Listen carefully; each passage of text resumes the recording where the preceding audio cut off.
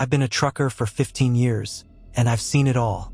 Strange weather, wild animals darting in front of my rig, even the occasional weird hitchhiker. But nothing compares to what happened to me last October on Highway 13, a desolate stretch of road in the Midwest. That night, I was hauling a refrigerated trailer filled with produce.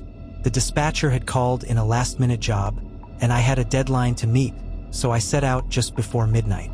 The route was familiar, flat terrain, sparse traffic, and long stretches of nothing but darkness and cornfields. Perfect for zoning out with some classic rock on the radio and a thermos of coffee at my side. About 2 hours in, I reached mile marker 212, and that's when things started to feel off. My radio began crackling with static, even though it had been clear moments earlier. Then, my GPS blinked out, rebooted, and froze. I didn't think much of it at first. Technology isn't exactly reliable in the middle of nowhere. But then the temperature in my cab dropped. Not gradually, like when the AC kicks on, but all at once, like someone had opened a freezer door. I glanced at the thermometer on my dash, 32 degrees Fahrenheit. It didn't make sense. I had the heat on full blast. The headlights of my rig illuminated a figure standing on the shoulder up ahead. It looked like a woman. She was dressed in a thin white dress that billowed in the wind, her hair long and dark. She wasn't waving or signaling for help. She was just standing there, staring at the road. I slowed down instinctively, but something about her presence set my nerves on edge. As I got closer, her head turned to face me, and I swear her eyes reflected the light like an animal's. A chill ran down my spine, and I pressed the accelerator, speeding past her. For a moment, I thought I was in the clear.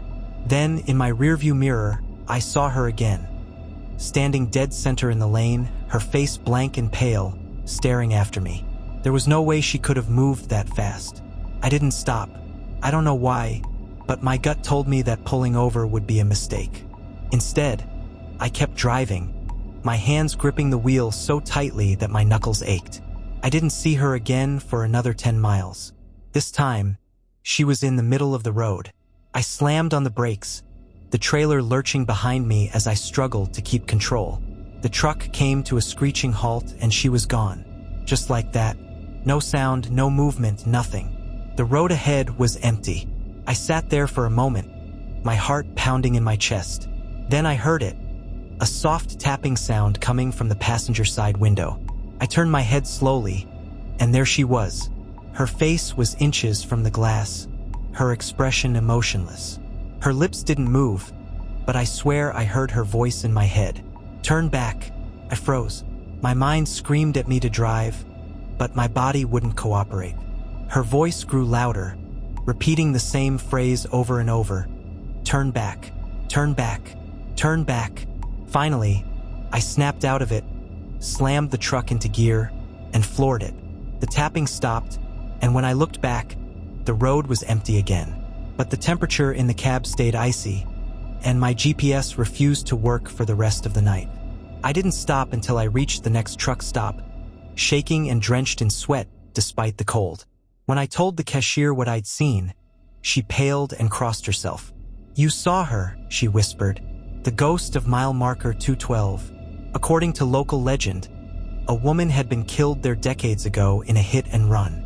They say she haunts the highway, warning drivers to turn back if danger lies ahead. Some claim she saved their lives.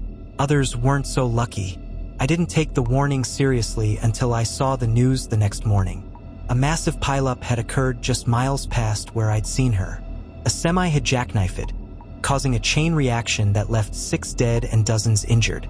If I'd kept going, I might have been right in the middle of it. I don't take Highway 13 anymore. I can't.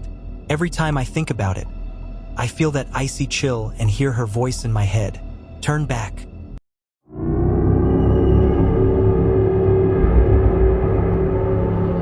I've been a long-haul trucker for 15 years, and I've seen my fair share of strange things on the road. Drunk drivers swerving dangerously, bizarre accidents, and even unexplained lights in the sky. But nothing, and I mean nothing, prepared me for what happened on Route 87 2 months ago. It was just after 10 p.m., and I was hauling a load of refrigerated goods from Denver to Flagstaff. The sky was pitch black, the kind of darkness that makes you wonder if the stars themselves are afraid to shine. I was somewhere in the middle of nowhere, a stretch of highway bordered by dense woods on one side and an open field on the other. No towns for miles. I've always enjoyed driving at night. Less traffic, quieter roads, but that night felt off. It wasn't the usual tiredness or highway monotony. No, it was something else. A heaviness in the air, a prickling sensation at the back of my neck, like I was being watched. I shook it off, turned up the radio, and kept my eyes on the road. But then, my CB radio crackled to life. "Breaker. Breaker. Anyone out there on Route 87? It was an unfamiliar voice, deep and gravelly with a slight tremor. "Yeah, I'm on 87. What's up?" I replied, hoping for some company to break the unease. "Just a heads up, driver. You might want to keep your eyes peeled. There's been sightings out here." "Sightings?" I asked, gripping the wheel a little tighter. "Strange things. A figure on the road. Real tall. Moves faster than anything should. Don't stop for it. Whatever you do, don't stop." The radio went silent. I waited a moment, then tried to respond, but the line was dead. I figured it was just some prankster messing with drivers. It wasn't the first time I'd heard tall tales on the CB. Still, I couldn't shake the unease that settled in my chest. A few miles later, my headlights caught something on the side of the road. At first, I thought it was just an animal, a deer maybe, but as I got closer, I realized it wasn't. It was a man. He stood perfectly still at the edge of the woods, facing the road. He was tall, impossibly tall, with long, gangly limbs that seemed out of proportion to his body. His face was pale, almost luminous in the glow of my headlights, but his eyes, they were the worst part. Dark and hollow, like empty sockets staring straight into me. I gripped the wheel tighter and pressed down on the gas. The figure didn't move, didn't flinch, but as I passed him, I felt his gaze follow me. The radio crackled again. "Did you see him?" the voice asked. I didn't respond. For the next 10 miles, I kept checking my mirrors, half expecting to see him running after me. But there was nothing, just the endless stretch of highway and the rhythmic hum of my engine. I started to relax, convincing myself it was just my imagination. But then I saw him again. This time he was standing in the middle of the road, directly in my path. I slammed on the brakes, the tires screeching as I struggled to keep control. My truck came to a stop just a few feet away from him. He didn't move, didn't flinch. He just stared at me with those empty eyes. I don't know what possessed me, but I reached for my flashlight and stepped out of the cab. The cold night air hit me like a slap, but I ignored it, focusing instead on the figure. "Hey!" I shouted. "You need help?" No response.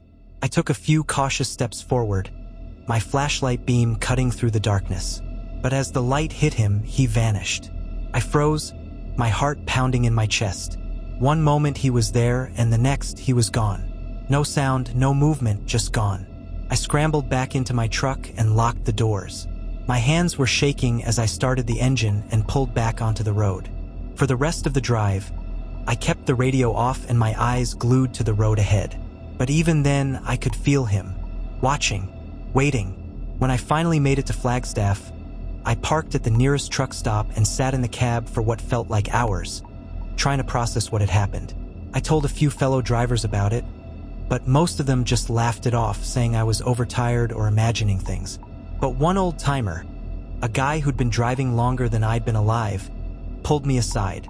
"You saw the Watcher," he said, his voice low and serious. "He's been out there for decades, maybe longer. Nobody knows what he wants. But once you've seen him, he doesn't forget you. I haven't taken Route 87 since, and I don't plan to. But sometimes, when I'm driving late at night, I catch a glimpse of something in my mirrors. A tall figure standing at the edge of the road, watching. And I know it's him, waiting for me to stop."